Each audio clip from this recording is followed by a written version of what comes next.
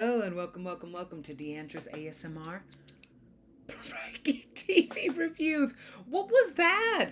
Okay, so we're going to be doing some cord cutting and using labradorite, which is one of my favorite crystals for transformation and change, as we discuss one of the most divisive shows on TV right now, The Morning Show. Let's dive in. Season 3 premiered in September 12th, and I have to say, I've always found the morning show really frustrating, and you could see it in my written review of season 3 and past seasons. I just feel like it has one of the most exceptional casts on TV, like basically movie stars doing television, and yet it never feels fulfilling. It always feels a little like, okay, hey Reese. Oh my God, Jennifer. That's cool. What are you doing here? It doesn't wow for having such a wow cast. And it always thrives because it gives exceptional performances. And season 3, I have to say, the whole cast really tore it up in terms of performances and just giving their best. But in terms of storylines, I was thinking about like, what is it about this show that just doesn't feel like I feel like it has the recipe and all the ingredients, and yet when the meal is cooked, I'm always like, it could have been saltier. Maybe if we had added, there's always this feeling of, wow, I swore I followed the recipe and it just didn't make a great meal. And I was comparing it in my head. I figured it out. I think it's when you have shows that are of recent mind, like Succession, which is one of the most exceptional shows in TV history, and will go down as something so original.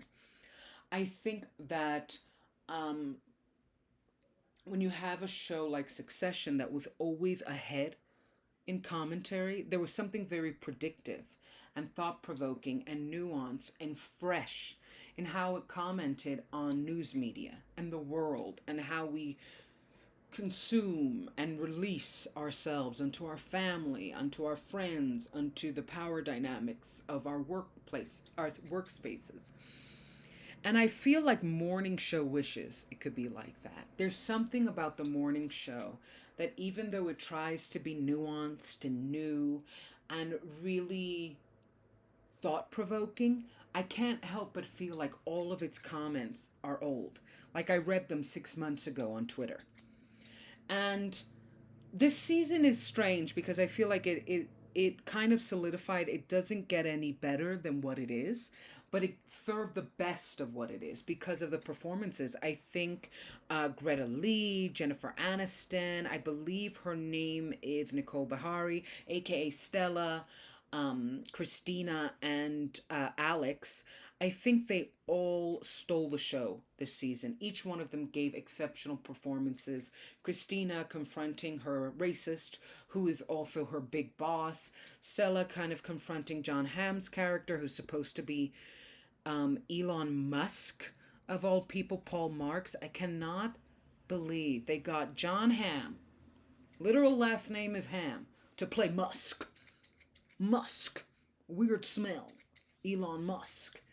Um, it's just so funny to me. But that's kind of the thing about um the morning show. There's something really pretty about it for how gritty it wants to be.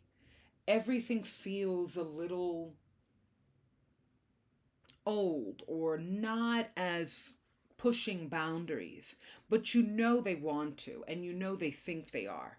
And I have to say, the only one that, I mean, Billy Crudup plays Corey, and he's supposed to, I guess, be a Logan Roy esque type of character.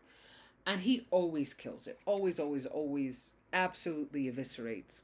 But this season really goes to those three characters because if I never felt like a perfect example is Jennifer Aniston. I never felt her character.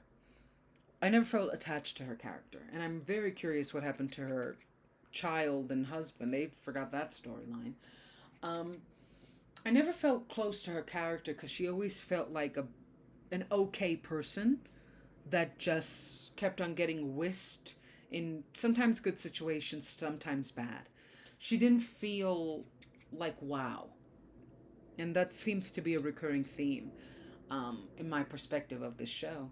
But this season, I think her storyline in particular outshines Reese Witherspoon's Bradley and kind of solidifies what I said is the journey of Stella and Christina, which is you can be the most powerful personality, but if you are surrounded by people that have literal systemic and material power over you, you're not really going to go that far. You're never going to feel like you really own your life. And I think that was such a nuanced perspective. And it felt inadvertent and by chance, like not necessarily a plotted or explicit perspective. But I think her character goes through a real journey in part because she's falling in love and she's flirting with John Hamm's Paul and kind of confronting this reality that when you rise up powerful ranks, you will always be confronted by powerful men. And to love them, to befriend them, kind of feels like a risk because they will never choose you and your love above their power. And if they're really powerful, they had to have done some really dark things to get there. They had to have pushed moral boundaries. And it's something that you feel. One thing that I really like about this show is that Mitch's shadow is never fully erased. He's always there in some format. And I think this season, in particular with the women and their confrontation with power, powerful men, powerful people, there's just this feeling of maybe I'm barking up the wrong tree when it comes to asking for some moral and material equality, kindness, funness, lightheartedness. I mean, we're the news, for God's sakes. Why is it so heavy to just write it and say it? And I really, really like that dynamic because when you really think about it, the morning show is one of the most unique shows currently on television, currently on streaming. We don't really get a lot of news shows anymore that are serious. You know, most of them are comedies and kind of making fun and happen chance. And this show feels like a little bit of a nosedive, kind of. It feels like Succession's haphazard little brother. You know, he could say some things, but we're going to Roman Roy him and probably ignore him and wait till he comes back for a good time. But I have to say, Bradley has always outshined Alex. And this season, her storyline was interesting. I think that the whole I love my brother, but he self-sabotages is a little stale when it comes to Bradley. And again, it happens this season of, I get it. When you love somebody who doesn't love themselves, you sync with them. And it's interesting for them to bring notes of the Jan 6 riot into the dynamic with Bradley and kind of how, she kind of like Ashton Kutcher's it a little bit in terms of we can all be the moral police. But if you don't morally police your family or, keep that energy, who are you to talk? Do you really have a platform of justice, a soapbox to stand on? And I felt that was really interesting, that perspective, but it really didn't get hammered. I don't think Bradley had the most, for having an interesting storyline, she didn't have the most focus or the most central energy. As prior seasons. And I think overall, and I wrote this in my written review, I think that the morning show season 3 is the best of what we're going to get. I have little gripes with the show, kind of what I was saying, the ingredients, the recipe, never the meal. But overall, you can't deny that it's exceptionally performed, that it does give some really cool commentary. And even at its most plain, it is one of the most intriguing shows out there. And it premiered on September 12th. I got all the screeners, so I've seen the season, and it does get better. It lands really, really well. So check it out on Apple TV Plus. And please feel free to subscribe. Deandra reviews it all.